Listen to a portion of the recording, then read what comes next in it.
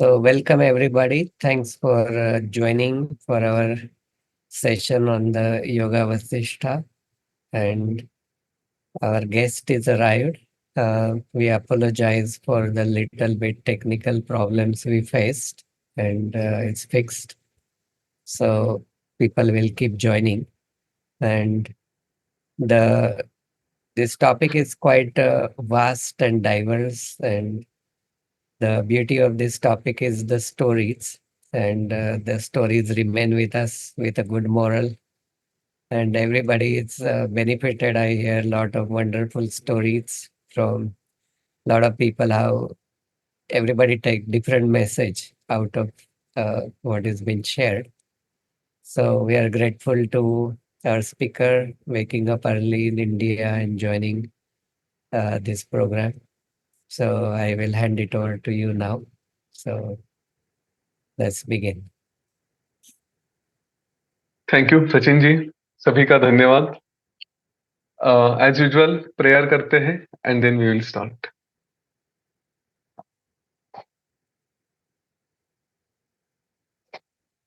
So breathe in for the prayer. गुरुर्ब्रह्मा गुरुर्विष्णु गुरुर्देवो महेश्वरः गुरुः साक्षात् परं ब्रह्म तस्मै श्री गुरवे नमः। तस्मै श्री गुरवे नमः।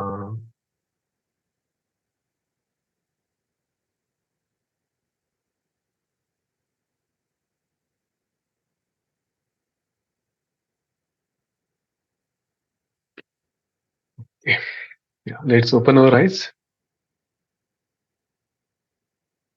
अभी तक हमने योग वासिष्ठ में निर्वाण प्रकरण तक अपना जर्नी किया है। योग वासिष्ठ में कुल 6 चैप्टर्स हैं। सबसे पहला वैराग्य प्रकरण, जिसमें श्री राम जी ने उनकी मन की अवस्था का वर्णन किया था, जहां पे उन्हें इस जीवन में उनके अनुसार ऐसा कुछ लगा नहीं कि जिसके कारण जीवन जिया जाए। उनके अनुसार जब भी हम कुछ करते हैं आनंद के लिए करते हैं, खुशी के लिए करते हैं, लेकिन ऐसा कुछ नहीं है कि जिससे एक बार किया और हम हमेशा के लिए आनंद में हो गए। तो बार बार कुछ ना कुछ प्रयत्न करने पड़ते हैं। अब अगर ये प्रयत्न बार बार करने ही रहे और ये डिजायर्स, मन की इच्छाएं चालू ही रही, तो फिर ऐसी कोई बात नहीं कि जिसमें इस तरह से प्रयत्न किए जाए और खुशी के पीछे भागते जाए। क्योंकि जब जीवन समाप्त होता है उस समय भी इच्छाएं अधूरी रहती हैं। वो इच्छाएं पूरी करने के लिए फिर से जीवन प्राप्त किया जाए, फिर से वही इच्छाओं के पीछे भागो और इस तरह से अपना जीवन लेके जाओ। तो अगर मेरे भाषा में कहा जाए तो जो रेस कभी खत्म नहीं होने वाली है, उसमें ये दौड़ने जैसा है। तो श्री राम जी ने एकदम सही कहा कि ये क्या बात है, मतलब इसको लॉजिक नहीं है कुछ, कि उठो रोज वही एफर्ट्स करो, कुछ ना कुछ अलग तरह के बातें करो, लेकिन आनंद हमेशा के लिए मिलता नहीं है। तो इसलिए ये जीवन जीने में मुझे कोई मतलब नहीं लगता। और इसलिए उन्होंने कहा कि आत्महत्या करना तो पाप है, इसलिए मैं आत्महत्या नहीं करूंगा, लेकिन मुझे जीवन त्यागने की अनुमति दीजिए। बहुत गहरा विचार है ये। हम अगर अपने जीवन को थोड़ा आसमान में जाके देखें कि इस धरती पे क्या चल रहा है, तो हमें वही दिखता है कि हर आदमी कहीं ना कहीं भाग दौड़ कर रहा है, कुछ कर रहा है, और उसमें उसे आनंद हमेशा मिलता है ऐसा नहीं है। आनंद के पीछे दुख भी आता है। पर सबसे बड़ी बात है कि थोड़ा इस क्रिएशन को ही अलग से देखा जाए तो एग्जैक्टली ये क्या चल रहा है। कोई तो जैसे कोई खेल रचा गया है, हमने किसी ने तो कुछ ऐसे ऑब्जेक्ट्स क्रिएट किए गए हैं और बस वो चल रहे हैं अपनी तरफ से। उसके पीछे कोई मीनिंग है ऐसा नहीं लग रहा है। तो जो खेल खिलवाने वाला है उसका तो अपना एंगल होगा, उसने किया कुछ तो। पर जो उसमें ऑब्जेक्ट्स है जो खेल रहे हैं, क्या उन्हें कोई फ्रीडम नहीं है? क्या वो ऐसे ही खेलते रहेंगे, ऐसे ही भागते रहेंगे? अपना कुछ उनका है कि नहीं? Is there a free will और नॉट? हाँ, तो उसके ऊपर उनका एक प्रश्न था कि ये मुझे इस तरह से नहीं रहना है। I don't want to be a toy. ना, टॉय ऑफ व्हाट? ये खिलौना किसका? तो अपने ही मन का, कि जो मुझे ही हमेशा नचाते रहता है, ये करता है। तो इसके ऊपर वशिष्ठ ऋषि ने उन्हें जो मार्गदर्शन किया वो है योग वासिष्ठ। तो पहला प्रकरण था वैराग्य का। तो वशिष्ठ ऋषि ने उन्हें जो भी बताया वो अभी तक हमने एक एक बातें देखी। कि वशिष्ठ ऋषि ने पहले तो कहा कि चलो ठीक है, अगर आपको इस ऑब्जेक्ट से निकलकर इंडिपेंडेंट होना है तो उसके लिए क्या क्या करना पड़ेगा। तो पहला है कि आपको अपना बर्ताव, आपका बिहेवियर, उसको देखना पड़ेगा। तो उस डायरेक्शन में प्रयत्न करने पड़ेंगे कि मुझे छूटना है, मुझे फ्रीडम चाहिए। तो इसलिए उसको कहा है मुमुक्षु व्यवहार। जिसको मोक्ष की प्राप्ति करनी है उसको मुमुक्षु कहते हैं। तो उसका व्यवहार कैसे होना चाहिए, उसका बिहेवियर कैसे होना चाहिए, उसके ऊपर उन्होंने पहले मार्गदर्शन किया। और उसमें कहा कि कुछ भी प्राप्त करना है उसके लिए प्रयत्न करने पड़ेंगे, बिना प्रयत्नों का कुछ होगा नहीं।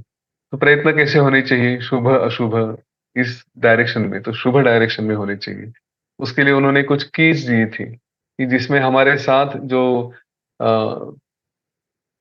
4 डोर कीपर्स है, डोर कीपर्स मतलब door keepers of the temple of knowledge, कि जो ज्ञान है उसको, उस मंदिर में जाने के लिए जो 4 द्वारपाल हैं, डोर कीपर से, वॉचमैन है, उनसे हमें दोस्ती करनी पड़ेगी। उनमें से किसी एक से दोस्ती करनी पड़ेगी। तो वो कौन से थे? तो उसमें हमने देखा, पहला था शम, ओके, सेल्फ कंट्रोल है। दूसरा है संतोष, इसमें हम समाधान में रहे, कंटेंटमेंट।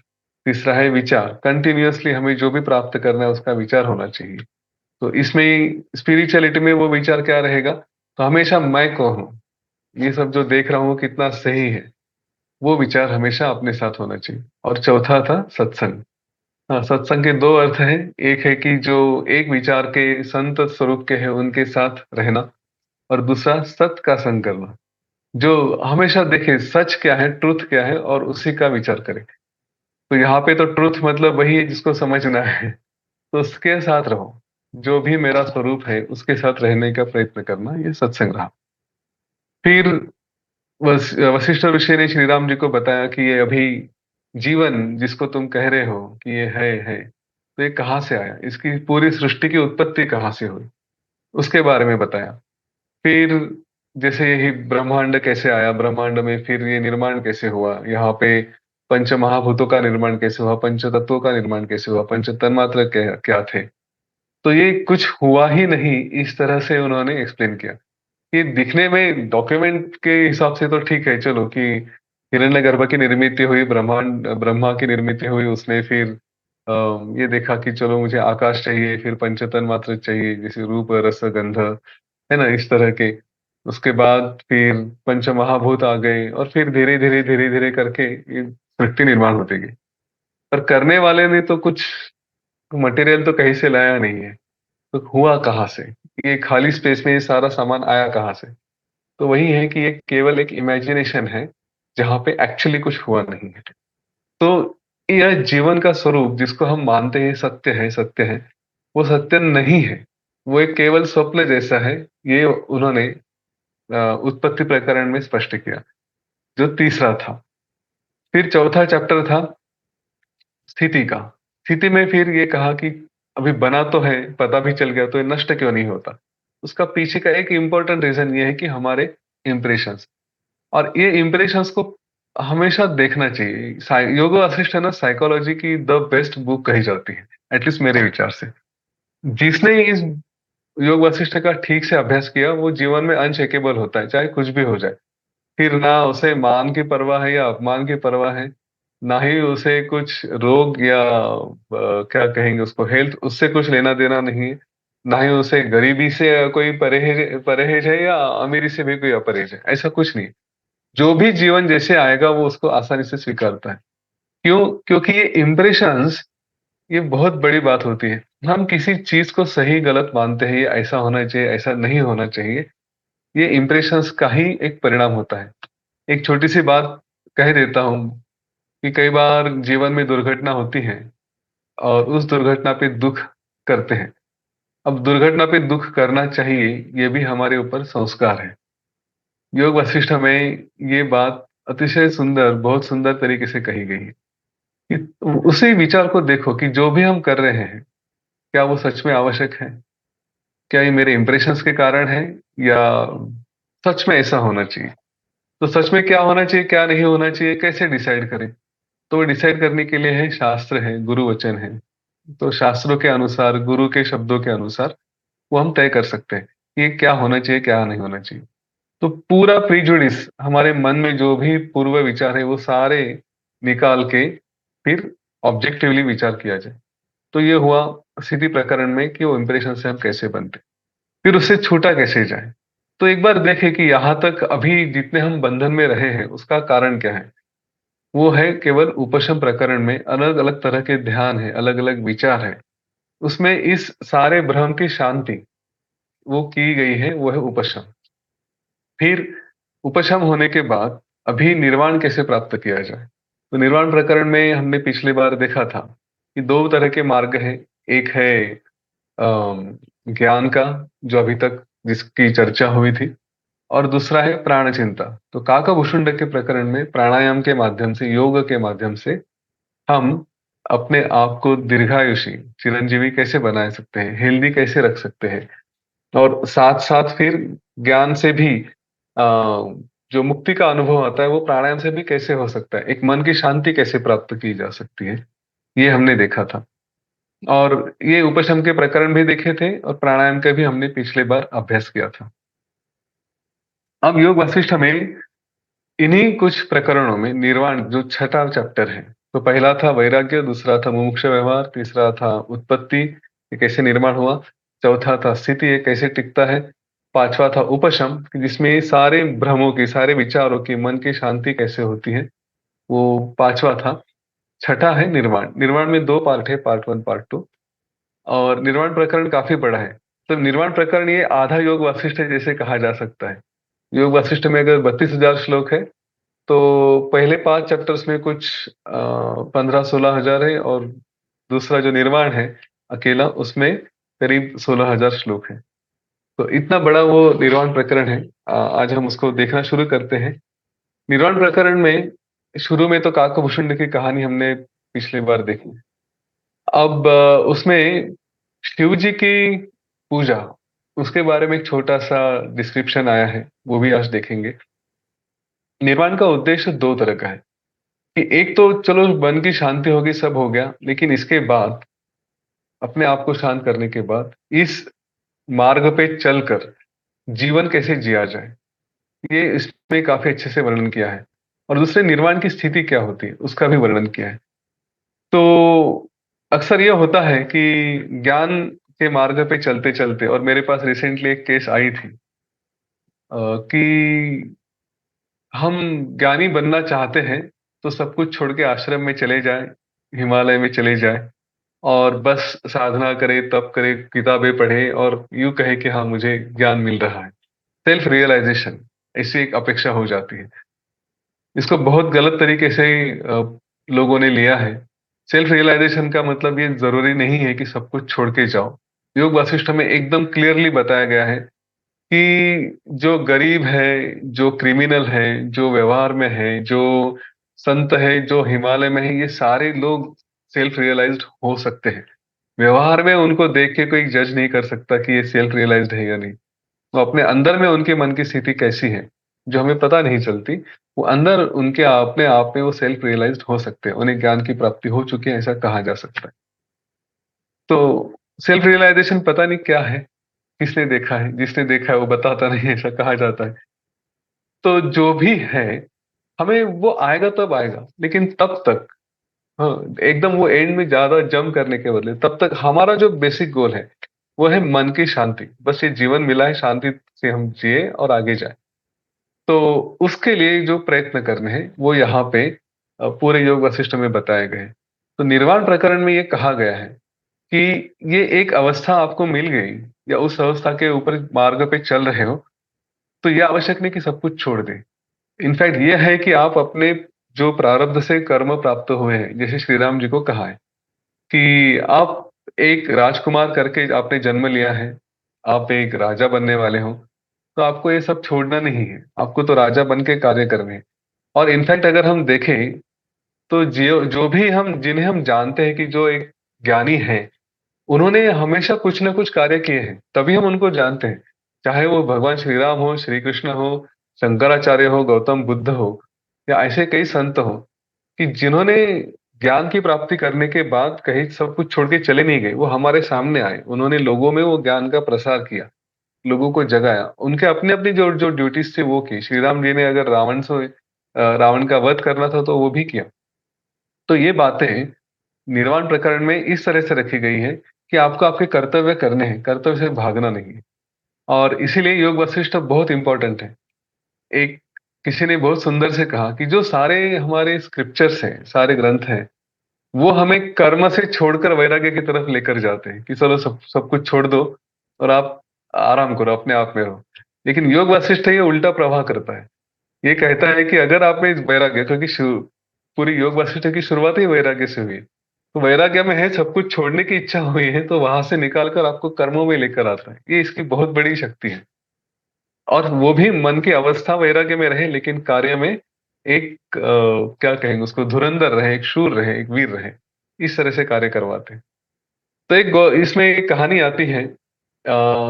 पहले उस कहानी के पहले हम थोड़ी शिव जी की पूजा के बारे में, वशिष्ठ ऋषि ने क्या कहा वो उन्होंने बताया। एक बार वशिष्ठ ऋषि अपने आश्रम में कभी कुछ कार्यक्रम कर रहे थे, तो किसी रात में उन्होंने भगवान शिव जी का दर्शन उन्हें प्राप्त हुआ।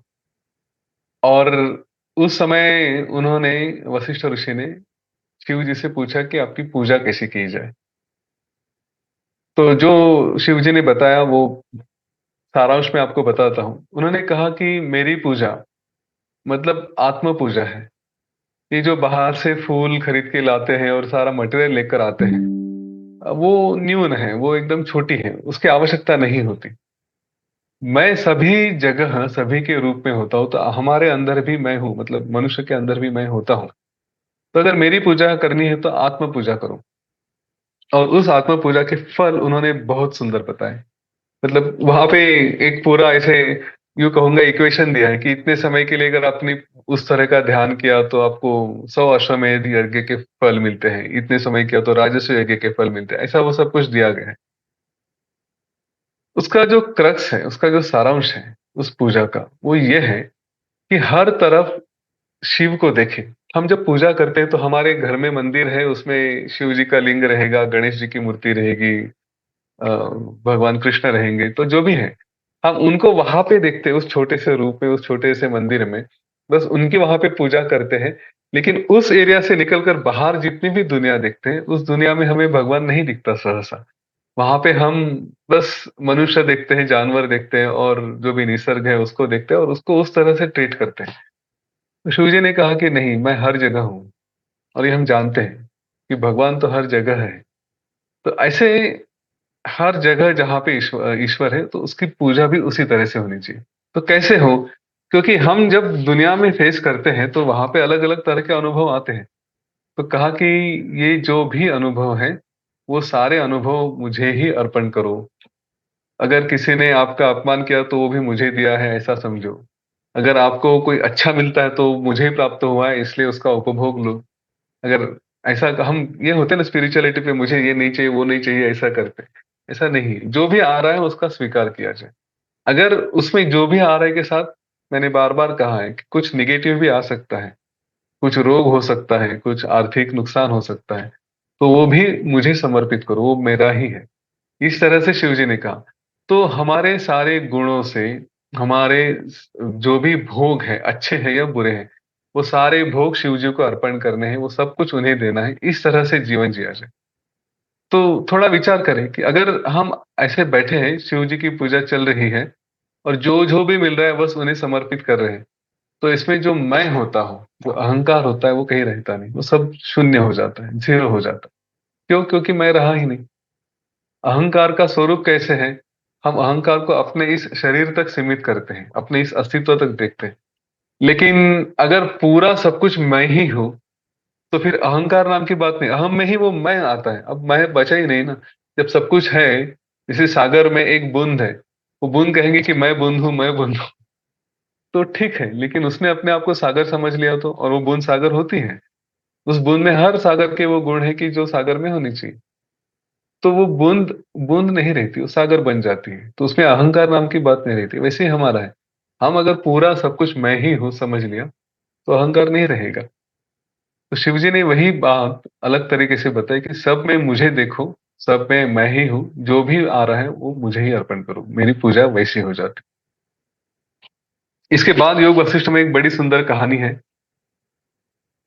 ये कहानी पति पत्नी की है। और यहाँ पे एक पत्नी ने अपने पति को ज्ञान की प्राप्ति करा दी।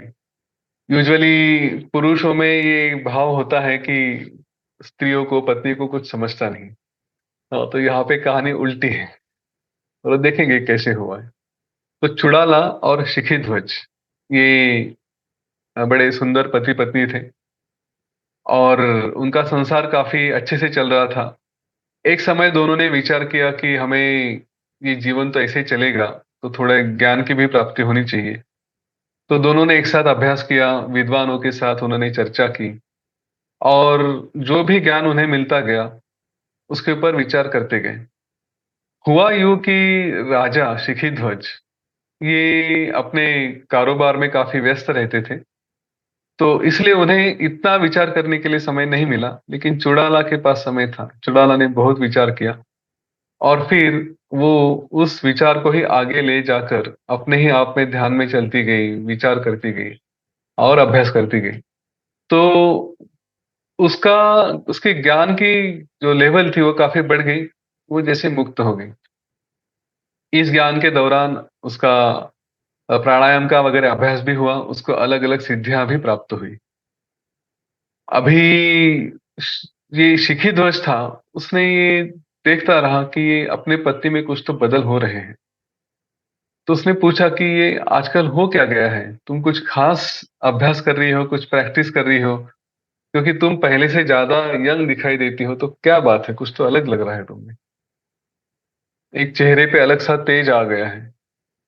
तो उसने कहा चुड़ैल ने कि नहीं, मैं ऐसा तो कुछ नहीं कर रही हूँ, बस अगर मैं कुछ कर रही हूँ तो उसने एक बड़ी सी कविता बताई कि जिसका सारांश ये था कि मैं उसमें रमती हूँ, मैं उसमें अपने आप को मगन कर लेती हूँ कि जो दिखता नहीं है, जो दिखता है उसमें मैं फंसती नहीं हूँ। मैं उसका विचार करती हूँ कि जो दिखता नहीं है, लेकिन जो दिखता है उसको मैं क्या कहते हो, अनदेखा कर देती हूँ। तो इस तरह की बातें उसने कही। अभी ये सुन के शिखी ध्वज, जो एक ज्ञान के ऊंचे लेवल तक नहीं पहुंच सका था, उसने कहा ये क्या बच्चों जैसे बातें कर रही हो, तुम अभी एक बालिका हो, ये जो सारे भोग है उनमें तुम्हें मजा नहीं आता, और जो नहीं दिखता उसमें तुम मजा करती हो, उसमें तुम्हें एंजॉयमेंट होती है। तुम अपने आप को जो नहीं दिखता उसमें ध्यान लगाती हो, जो आजू बाजू में दिख रहा है उसमें ध्यान नहीं लगाती। तो ये तुम कुछ तो सटका गई हो, कुछ तो गड़बड़ है। और ये कह के वो शिक्षित चला गया।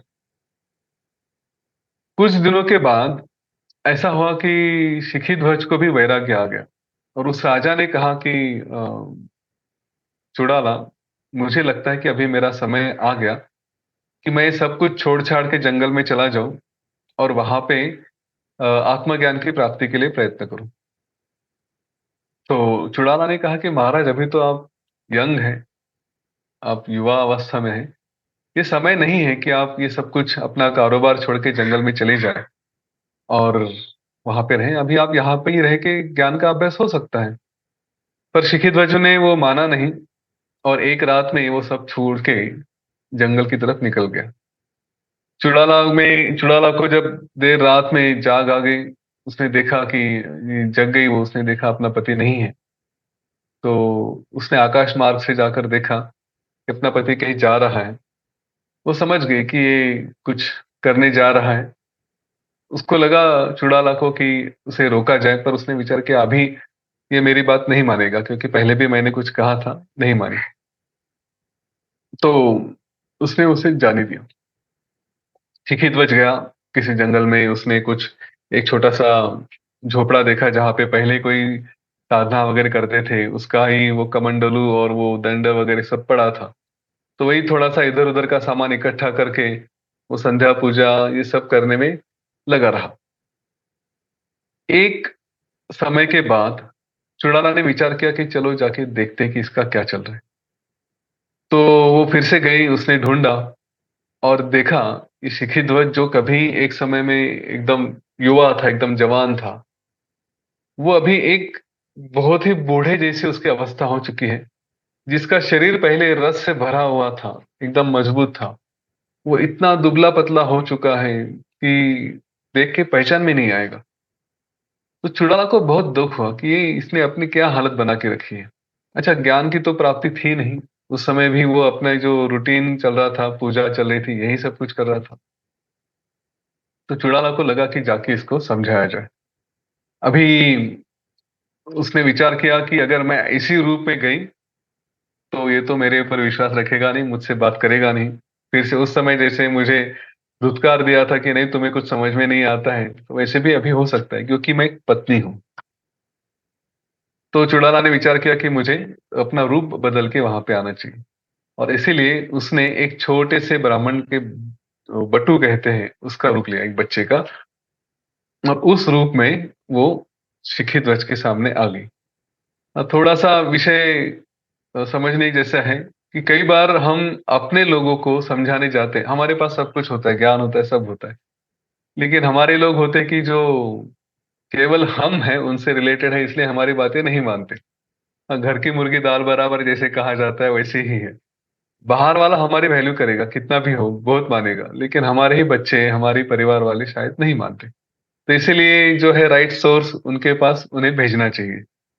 मैं अक्सर बच्चों से कहता हूँ कि अगर मैं कुछ बताता हूँ और वो नहीं मानते तो मैं कहता हूँ जाओ, वो तुम्हारा दूसरा फादर है गूगल, उससे पूछ लो, चैट जीपीटी से पूछ लो कि भाई अगर ऐसा ऐसा है तो क्या होता है करके। तो शायद दूसरे को मानेंगे, हमारी नहीं मानते। तो वो ध्यान में आना चाहिए कि हम कई बार बहुत फोर्स करने जाते हैं, उसके बदले समझ ले कि हाँ ये मुझे मालूम है, लेकिन मैं बाप हूँ, मैं पति हूँ, इसलिए मेरी बात नहीं मानेगी, किसी और से उनको सुनवाना पड़ेगा। तो सही सोर्स के पास लेकर जाना आवश्यक होता है। हम तो अपना रूप बदल नहीं सकते तो हमें किसी और को लेकर आना पड़ेगा। चुड़ाला ने अपना रूप बदला और वो शिखी ध्वज के सामने आ गई। वो इस रूप में थी कि एक छोटा सा बच्चा जैसे है, जो बटू है, उस रूप में थी, एकदम तेज बहुत था। और उसके पैर जमीन पर नहीं थे, जमीन से थोड़े ऊपर थे, इस तरह से आकाश में जा रही है, ऐसे उस रूप में वो सामने आ गई। तो चुड़ाला उस रूप में अ, एक बटू के रूप में शिखी ध्वज के सामने आ गई। अब शिखी ध्वज ने देखा उसे और वो बड़ा इंप्रेस हो गया। वो कहा, अरे आप कौन है? लगता है भगवान ने आपको मेरे लिए भेजा है, क्योंकि मैं यहाँ पे अकेला काफी समय से रहा हूँ, मैंने किसी मनुष्य को भी नहीं देखा है। तो अच्छा होगा कि आपके साथ मेरा सहवास हो। तो उसने कहा कि हाँ, मेरा नाम कुंभ है और मैं नारद का पुत्र हूँ।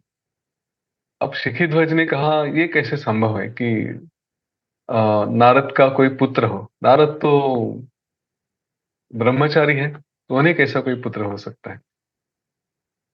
तो उसने कहा, शिखी ध्वज ने चूड़ा लाने के, अभी उसका नाम कुंभ है। कुंभ ने कहा कि उसकी एक कहानी है। नारद एक बार किसी गुफा में तपस्या कर रहे थे और उस तपस्या के समय वो ऐसे ही गुफा से बाहर निकल कर आए और उन्हें कहीं से स्त्रियों की हंसने की, खेलने की आवाज सुनाई दी। तो आवाज कहाँ से आ रही है ये देखने के लिए वो थोड़ा आगे निकल आए। आगे निकल आए तो उन्होंने देखा कि वहां पे मंदाकिनी नदी में स्वर्ग से सारी अप्सराएं आई थी और वो अप्सराएं वहां पे स्नान कर रही थी। क्योंकि वो पूरा स्थल ये अकेला था, वहां पे उन्हें वो सारी अप्सराएं कोई संकोच किए बगैर अपने सारे वस्त्र उतार के वहां पे स्नान कर रही थी। और उस प्रकाश में उनका सुंदर शरीर इतना चमक रहा था और उसके ऊपर एक दूसरे के शरीर के भी रिफ्लेक्शंस की वजह से वो कुछ अलग ही सुंदर दिख रही थी। तो उस दृश्य को देखकर नारद का अपने आप पर नियंत्रण नहीं रहा और उनका जो वीर्य है वो गिर गया। वो गिरने के बाद उन्होंने उसको एक किसी कुंभ में इकट्ठा किया, उसमें दूध भरा और उसको एक जगह रख दिया, और फिर उससे मेरा जन्म हुआ, इसीलिए मैं नारद पुत्र हूँ।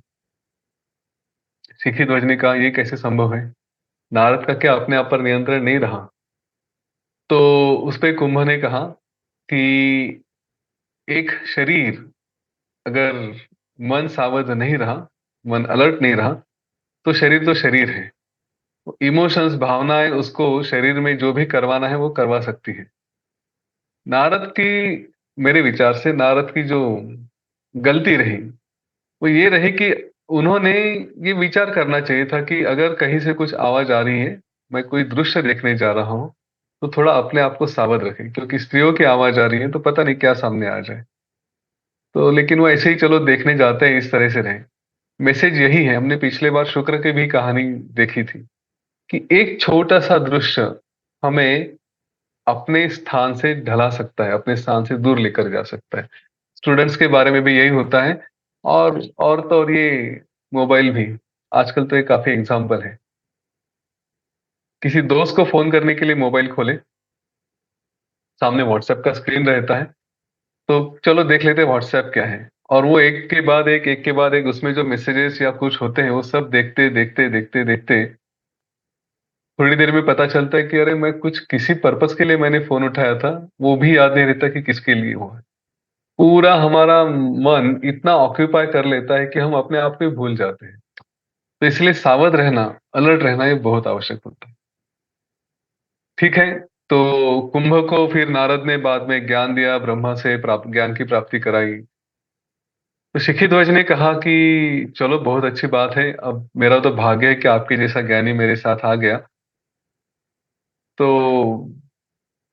वहां पे कुंभ ने पूछा कि क्या आप अभी आनंद में हो? आप यहाँ पे किस लिए आए हो? मेरे विचार से तो आप कोई राजा हो, आपका सब कुछ अच्छा चल रहा था। मैंने तो अपनी कहानी बता दी, आपकी कहानी जहां तक मुझे समझ में आती है कि आप तो एक राजा हो, सब चल रहा था ठीक से, पर वो सब कुछ छोड़ छाड़ के आप यहाँ पे क्यों आ गए? तो राजा ने कहा कि मुझे आत्मज्ञान की प्राप्ति करनी थी, वहां पे मैं कारोबार में था, मुझे कुछ लगा नहीं, उस माहौल में रह के मन की शांति नहीं मिल रही थी, इसलिए मैं यहाँ पे आ गया। तो कुंभ ने उसे दो कहानियां सुनाई। एक कहानी थी एक हाथी की। यह हाथी जंगल में एकदम मस्त होके घूम रहा था, और उसे कोई किसी बात का कोई बंधन नहीं था, बहुत शक्तिशाली था, अपने ताकत पे बहुत गर्व था उसको। तो किसी एक माहौत ने एक बार उस हाथी को देख लिया, और उसे लगा कि ये हाथी बड़ा सुंदर है, इसे अपने वश में करना चाहिए, इसको पकड़ना चाहिए। तो माहौत ने उसे, एक बार ये हाथी जब सो रहा था तो उसे संखल से, चेन से बांध के रख दिया सब तरफ से, और एक पेड़ पे जाके खड़ा हो गया, बैठ गया। ये थोड़ी देर बाद हाथी जागा, उसने देखा कि उसको किसी ने बांध के रखा है।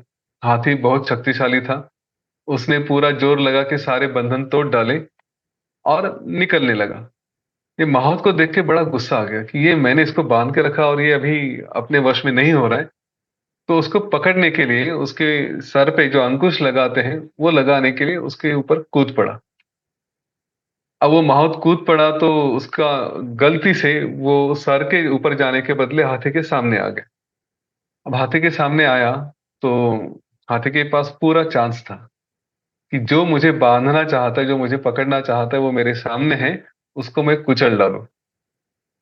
लेकिन प्राणियों में भी दया भाव होता है। हाथी को लगा कि छोड़ो, जाने दो इसको, और इसलिए हाथी ने उसको छोड़ दिया। बाद में उस माहौत को बड़ा अहंकार आ गया कि अरे मैंने इसको पकड़ने की कोशिश की, ये इसने मुझे छोड़ दिया। तो ये जैसे मोहम्मद घरी और पृथ्वीराज चौहान जैसी कहानी हो गई। तो उसने फिर से पूरा प्लान किया, एक बड़ा सा गड्ढा बनाया जिसमें उस हाथी को एक बार पकड़ लिया। शुरू में जब हाथी को पकड़ा जाता है तो ऐसा कहते हैं कि उसका अहंकार, उसका जो बल होता है, उसको कम करने के लिए हाथी को कुछ समय तक खाली पेट रखा जाता है। जब वो बहुत भूखा हो जाता है, जब वो इतना दीन हो जाता है, शक्तिहीन हो जाता है कि अभी उसको अपने छूटने की नहीं, पहले अपने जीवित रहने की परवाह होती है, तो उसके बाद फिर उसको कुछ खाना वाना देके, फिर पालतू हाथियों के साथ रख के ट्रेन करके, फिर उसको आ, जंगल में लिया जाता है, पालतू हाथी का काम दिया जाता है। तो इस तरह से उस हाथी के साथ भी ऐसे ही हुआ, उसको काफी शक्तिहीन बनाया गया और फिर बाद में उस हाथी को, जो एक जंगल में राजा की तरह अपने आप पे घूमता था, वो लकड़ियां ढोने का काम करने लगा। दूसरी कहानी कुंभ ने शिखी ध्वज को बताई। दूसरी कहानी ये थी कि एक बड़ा धनिक था, अमीर आदमी था और बिजनेसमैन था। उसने कहा कि मैं वो चिंतामणि ढूंढता हूँ। चिंतामणि मतलब वो ऐसा कोई मणि होता है, कोई मोती होता है कि जिसको जो अपने पास रखे तो उस मन की सारी इच्छाएं पूरी हो जाती है। तो बड़ी लगन से उसने वो ढूंढना शुरू किया। जंगल में गया ढूंढते ढूंढते, क्योंकि वो बड़ी मन से कर रहा था। कुछ ही छोटे से ही समय में उसके सामने वो चिंतामणि आ गया। अब चिंतामणि सामने आ गया तो इसे लगा कि अरे, इतनी जल्दी मेरे सामने कैसे आ गया। जहां तक मैं समझता हूँ, चिंतामणि प्राप्त करने के लिए तो बहुत प्रयत्न करने पड़ते हैं। ये इतने आसानी से नहीं मिल सकता, कुछ तो गड़बड़ है। तो उसने उसको अनदेखा कर लिया और फिर से चिंतामणि के खोज में निकल पड़ा। अब जो सामने आया हुआ सच में चिंतामणि था, इसको अनदेखा करने के बाद भी वो वहां पे थोड़ा उसके सामने रहा। पर इस आदमी ने टोटल उसके तरफ ध्यान नहीं दिया। तो चिंतामणि ने कहा कि ठीक है, अभी तुम मेरा अपमान कर रहे हो तो मैं चला जाता हूँ। और वो चिंतामणि चला गया। फिर ये ढूंढता ढूंढता ढूंढता ढूंढता इधर उधर जा रहा था। तो फिर कोई सिद्ध थे, उन्होंने कहा कि चलो इसके साथ थोड़ा खेल करते हैं। तो उन्होंने कोई कांच का एक टुकड़ा उसके सामने लाकर रखे, जो लगता है चिंतामणि जैसा है। अब इस समय उस आदमी को विश्वास हो गया कि हाँ, ये सच में चिंतामणि हो सकता है। तो उस कांच के टुकड़े को उसने लिया और फिर उसने विचार किया कि इसके साथ मैं अभी अपना पूरा राज्य बसाऊंगा। तो जो कुछ भी था वो सब बांट दिया और कहीं जाके उस चिंतामणि का उपयोग करके देखा कि मैं कुछ कर सकता हूँ क्या। लेकिन वो कांच का टुकड़ा उसको कुछ नहीं दे पाया। चूंकि कुछ नहीं दे पाया तो उस आदमी का जीवन ही पूरा खराब हो गया और अंत में उसकी मृत्यु हो गई। शिखी ध्वज ने पूछा कि ये कहानियों का अर्थ क्या है, मुझे क्यों बता रहे हो ये कहानी। तब कुंभ ने कहा कि वो जो हाथी की बात कर रहा था, वो हाथी तुम हो। तुम वो हो कि जिसे बंधन में बांधने के लिए कई बातें प्रयत्न कर रही थी।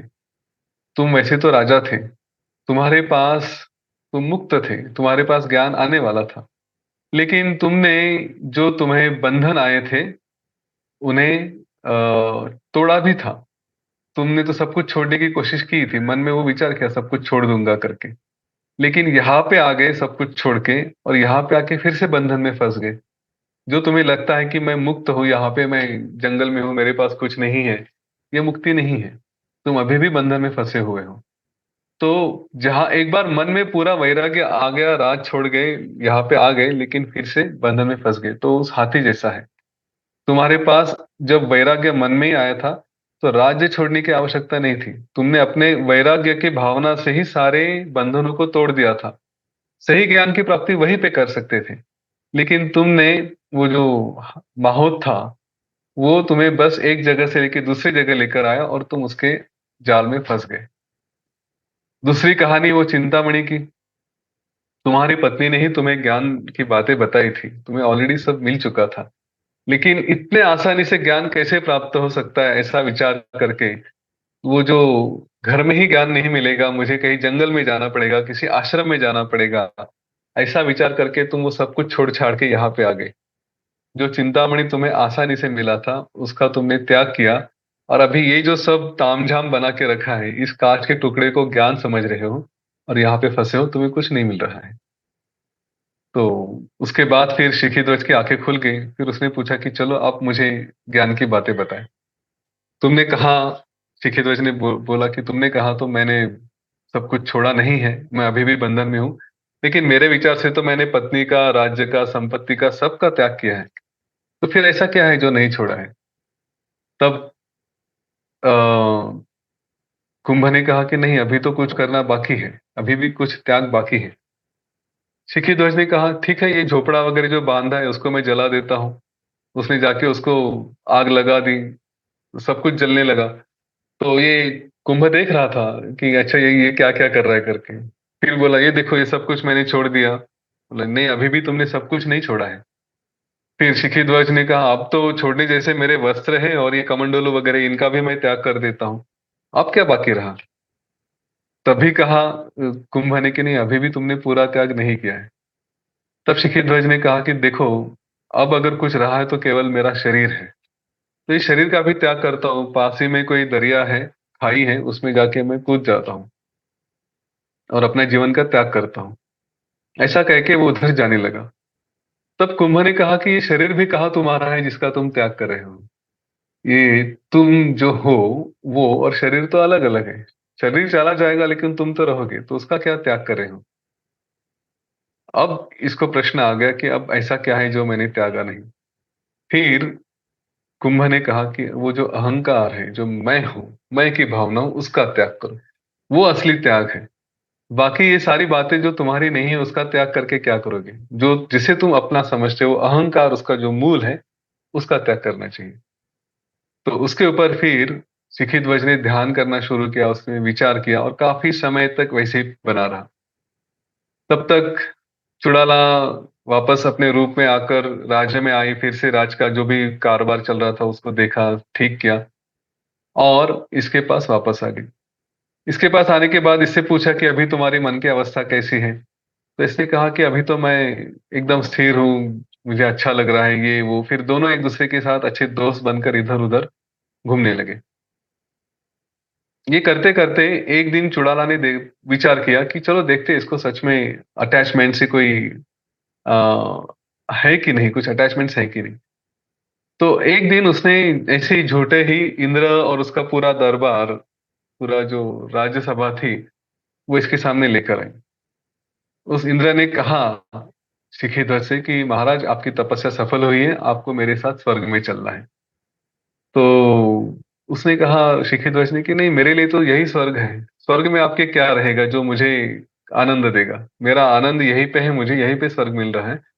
जब इस शरीर का त्याग करना होगा तब मैं जहां पे जाना है वहां चला जाऊंगा। तो इंद्र ने उसे बार बार विनती की लेकिन ये शांत बैठा रहा। ना इसने इंद्र का अपमान किया, ना ही उसको क्या कहते हैं, स्वीकार किया। तो इसके बाद इंद्र चला गया। अब कुंभ ने यानी चुड़ाला ने देखा कि चलो इसको तो अटैचमेंट तो कुछ है नहीं। तो अब देखते हैं और इसका क्या होता है, ये कहाँ कहाँ पे विचार करता है। और चुड़ाला को यह भी लगने लगा कि अब पत्नी का भी सुख लिया जाए। तो उसने कहा कि मुझे अभी इन स्वर्ग में जाना है, वहां पे कुछ कार्यक्रम है, वो कार्यक्रम करके मैं वापस आती हूँ। ऐसा विचार करके उसके बता के वो चुड़ाला चली गई। कुंभ जो था वो कुछ दिनों के लिए चला गया। और वापस आते समय एकदम ऐसा मुंह अपना छोटा सा बना लिया। तो शिखीध्वज ने पूछा कि अरे ऐसा दुख होने के लिए क्या है, तुम तो ज्ञानी हो, तो ऐसा दुखी होने जैसा क्या कारण है। तो उस कुंभ ने कहा कि मुझे एक बड़ा विचित्र शाप मिला है। मैं जब स्वर्ग से आ रहा था तो उस समय काफी बारिश हो रही थी, बिजलियां चमक रही थी। और मैंने देखा कि दुर्वास मुनि वो भी सामने से आ रहे थे। उनके वस्त्र भीगे हुए थे और ये सारी जो बिजलियां वगैरह चमक रही थी। तो मुझे ऐसे लगा कि कोई सुंदर स्त्री जो आ रही है और उसके आजू बाजू में उसकी जो बिजलियां चमक रही, तो ऐसे गहने वगैरह हैं, इस तरह से मुझे लगा। तो मैंने ऐसे ही दुर्वास ऋषि को कह दिया कि महाराज आप तो बड़े सुंदर लग रहे हो, ऐसा लग रहा है कि कोई सुंदर स्त्री अलग अलग आभूषण पहन के यहाँ से जा रही है करके।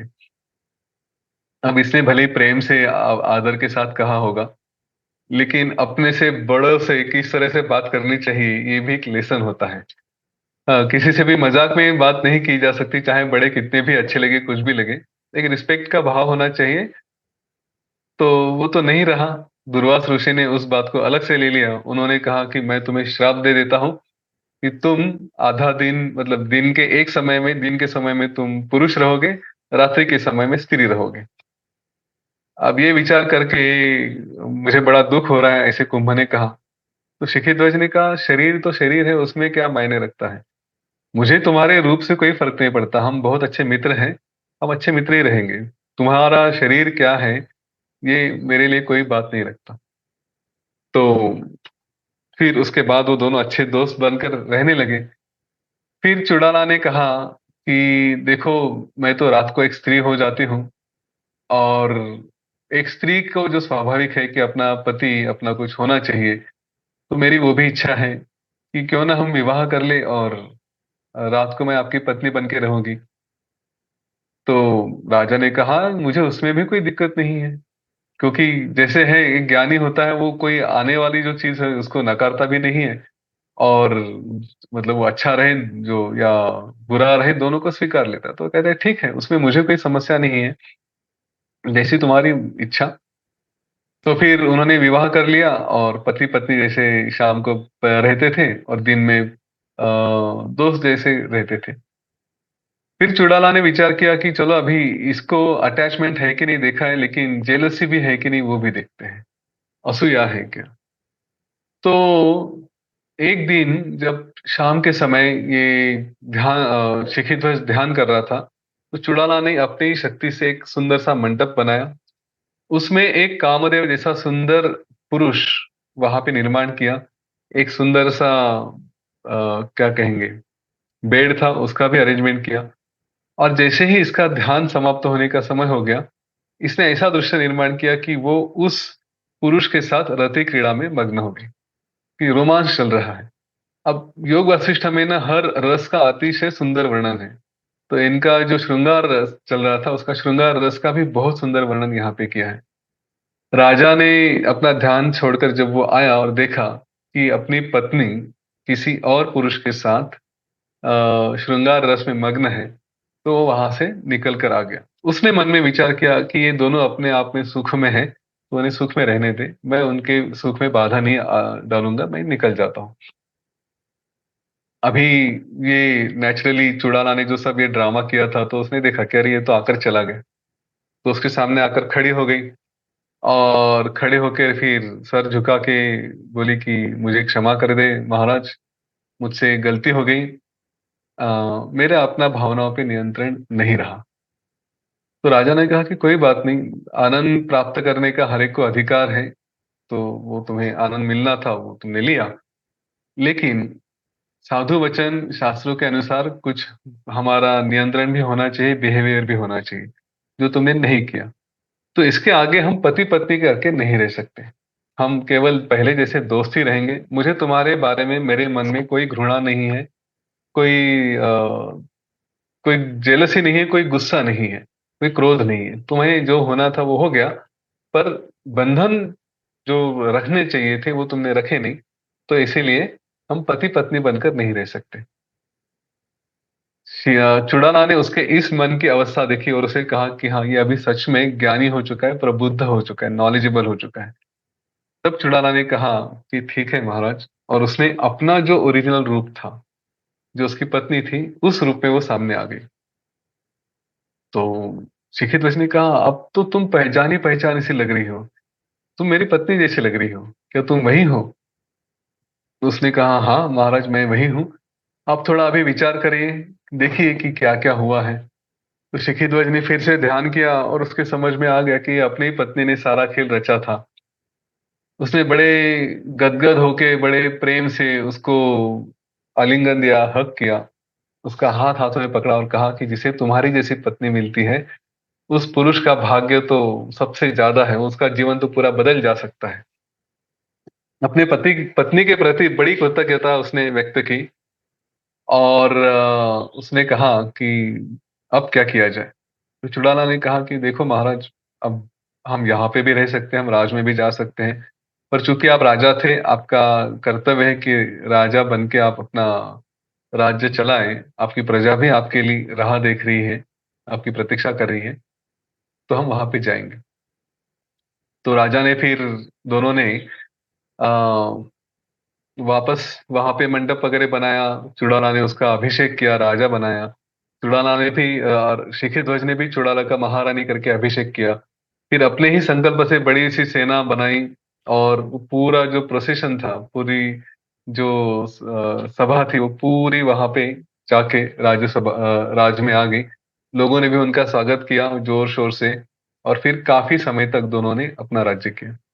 एक पत्नी अपने पति का जीवन किस तरह से बदल सकती है, ये एक सुंदर सी कहानी आज हमने सुनी। इस कहानी के फल बहुत अच्छे हैं। जो योग वशिष्ठ में हर कहानी सुनने के बाद उसका फल बताया जाता है, हमारे शास्त्रों में है, कोई भी कहानी पढ़ेंगे तो उसका फल जैसे है, ऐसे इसका भी है।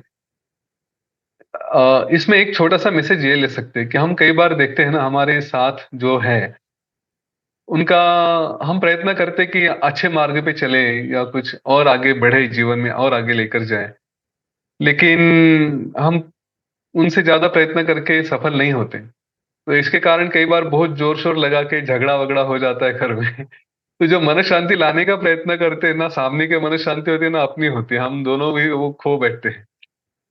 तो इसका एक मार्ग ये बताया गया है कि हम जैसे हैं वैसे स्वीकार करें और कुछ और मार्ग से प्रयत्न करें। डायरेक्ट अगर एफर्ट नहीं होता तो इनडायरेक्टली कोशिश की जा सकती है।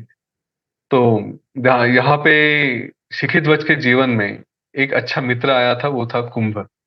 अब हम खुद तो अपना रूप बदल के कुंभ वगैरह नहीं बन सकते। तो ऐसी स्थिति में कोई देखे कि जो अच्छा मित्र है, जो उसके साथ दोस्ती करे, उसकी पसंद कहाँ है, हमारे जोड़ीदार की पसंद कहाँ है, वो किसे पसंद करता है, उस तरह का दोस्त जो इसको थोड़ा इन्फ्लुएंस कर सके, ऐसा कुछ देखे तो शायद कुछ हो सकता है। नहीं होता तो कोई बात नहीं। हर एक का अपना अपना कर्म होते हैं, अपने अपने जीवन में वो लेकर जाते हैं। एक जीवन में एक पति पत्नी है, दूसरे जीवन में कोई और रहेगा, हमने ये भी देखा है। तो उसके लिए सारा फोकस है अपने आप पे रखें, प्रयत्न जरूर करें। इसमें दोनों बातें कही गई है। निर्वाण प्रकरण में ये विशेष है कि चलो मैंने, मुझे ज्ञान प्राप्त हो गया इसलिए हो गया, पति को मिला तो मिला, नहीं मिला तो वैसे भी कौन है वो, अगले जन्म में कोई और रहेगा, पिछले जन्म में कोई और था, क्यों प्रयत्न किया जाए। ऐसा विचार चुड़ाला ने नहीं किया। उसने किया कि ये मेरा कर्तव्य है, मेरे पति के लिए कुछ किया जाए। पूर्ण अ, बिना अटैचमेंट के उसने पूरी कोशिश की और उसको ज्ञान प्राप्त कराया। ये भी देखिए, हम कर्तव्य से भागना नहीं है, हमें ये देखना है कि निर्वाण का पहला हाफ ये करीब करीब यहाँ पे समाप्त होता है। हाँ, और जो निर्वाण का दूसरा हाफ है वो अभी हमारा और एक सेशन बाकी है, तो उसमें हम कवर करेंगे। हमारा समय हो चुका है मेरे ख्याल से, है ना? 2 घंटे। सचिन जी, समय हो चुका है हमारा। या बस 6 बज गया है। हाँ, ठीक है। तो यहाँ पे रुकूंगा। हमारा निर्वाण प्रकरण का जो अगला भाग है वो अब हम अगले इसमें लेंगे, जब ये या योग वशिष्ठ की कहानियां फिर समाप्त हो आज का जाएगी। जो समय थोड़ा लॉस हुआ, फिर उसको हम एडजस्ट कर लेंगे आगे वाले जी सेशन। जी जी। तो मुझे ये अपॉर्चुनिटी दी यहाँ पे आकर बात करने की, कहानी बताने की, योग वशिष्ठ के बारे में चर्चा करने की। आपका मनपूर्वक धन्यवाद। और और भी मिलते रहेंगे। Thank you. या इसमें जो है कि ये बड़ी रोचक जगह पर आके रुकी है, तो आप हो सके तो और कोई जो आप एक्स्ट्रा मटेरियल भेजते हो आप भेज दीजिए बीच में, जी तो फिर हम शेयर करेंगे, तो जिनका मिस हुआ है वो भी देख पाएंगे और फिर उसके ऊपर डिस्कशन होगा। because I can see lot of people seem excited, so I'm sure you will get lot of questions because there are many subtracts into this story, and या they can, each of them can trigger a lot of new things, right? So जी, right. thank you. अगर time है तो if you want we can take any questions, otherwise like Okay, yours. maybe let's take 5 minutes, and then we can finish. So anybody want to ask any questions? तो मैं एक आपको question पूछता हूँ कि आप इसको समराइज कर दीजिए ये स्टोरी को कि इसका मेजर टेक अवे क्या है? हाँ, मैंने जैसे बताया कि अ, ज्ञान प्राप्त करने के बाद हमें ये नहीं है कि हम छोड़ दे करके, दूसरे के लिए भी हमें हमारे कर्तव्य होते हैं, उन्हें पूरा किया जाए। ये सबसे बड़ी बात है। दूसरा कि एक बार बंधन से छूट गए ना, तो हाथी जैसी गलती नहीं करनी है। हम्म। मन में विचार आ गया तो बस उसी को पकड़ के रखना है कि बंधन का छूटने का विचार आ गया तो उसको पकड़ के रखो, फिर से उसमें नहीं फंसना है। तीसरा ये, लोग कहते हैं मुक्ति मिलना बहुत मुश्किल है वगैरह, ऐसी बात नहीं है। हाँ, ये वशिष्ठ ऋषि ने तो कहा है कि अगर पलक झपकने में भी टाइम लग सकता है, लेकिन उससे भी कम समय में मुक्ति मिल सकती है। तो उसके मार्ग हमने देखे, ज्ञान के मार्ग देखे, तो आसानी से भी हो सकता है। ये जरूरी नहीं कि सब कुछ छोड़ छाड़ के जंगल में चले जाए कुछ करें। हमारे जीवन में रहते रहते, इस जीवन का अनुभव करते करते भी हम मन को शांत कर सकते हैं। ये इसका सबसे बड़ा रहा। और फिर नेचुरली जो हमारे आजू बाजू में है उन्हें भी एनलाइटन करने का प्रयत्न करें। ये हम्म। जरूरी नहीं कि हम खुद ज्ञान दें, पर उनको ज्ञान के मार्ग पे लेकर आ सकते हैं।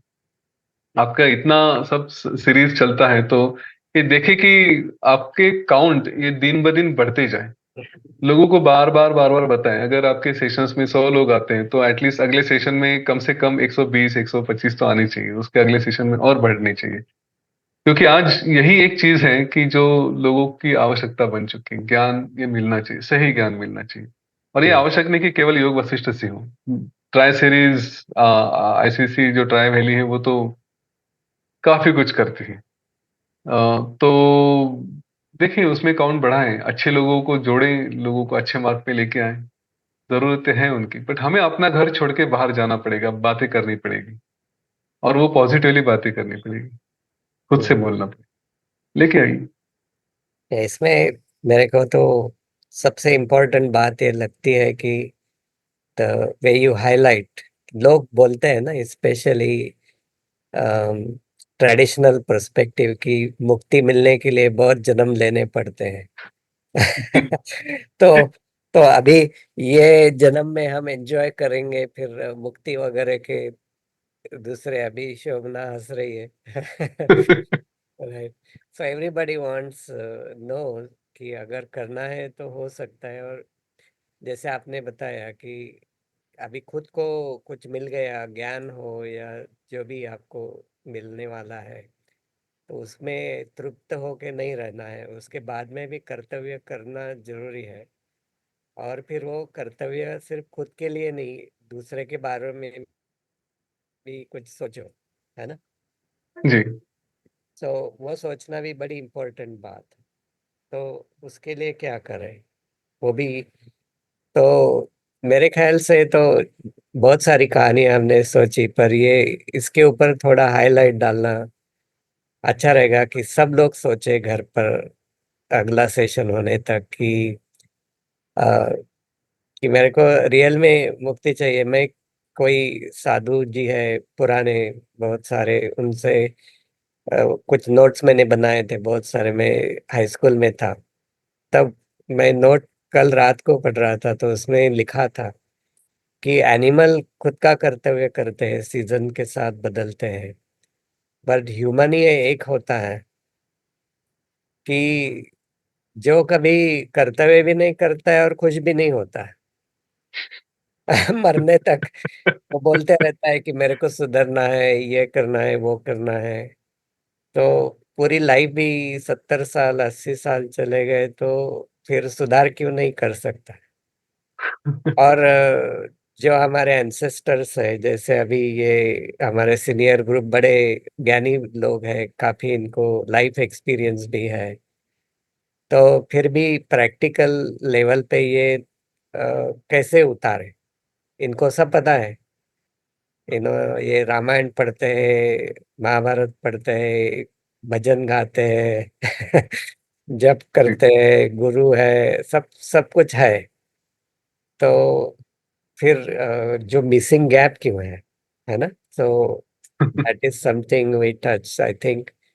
आई am very excited with this possibility, so let's spend little time इसके बारे में। लोग भी सोचेंगे, आप भी सोचिए कि इसके ऊपर थोड़ा प्रकाश कैसे डाले। जैसे आपने बताया कि वैसे सब स्पिरिचुअल स्कूल बोलते हैं कि गुफा में जाके बैठने से नहीं होगा, जो दीन लोग हैं, जिनको सहायता है, उनको जो ढंग से हम कर सके वो मदद करो, सो उससे ही सफलता मिलेगी। तो ये सब जी। पता होता है, पर जब रैट रेस में हम गिर जाते हैं, तो इसको भूलना बहुत आसान हो जाता।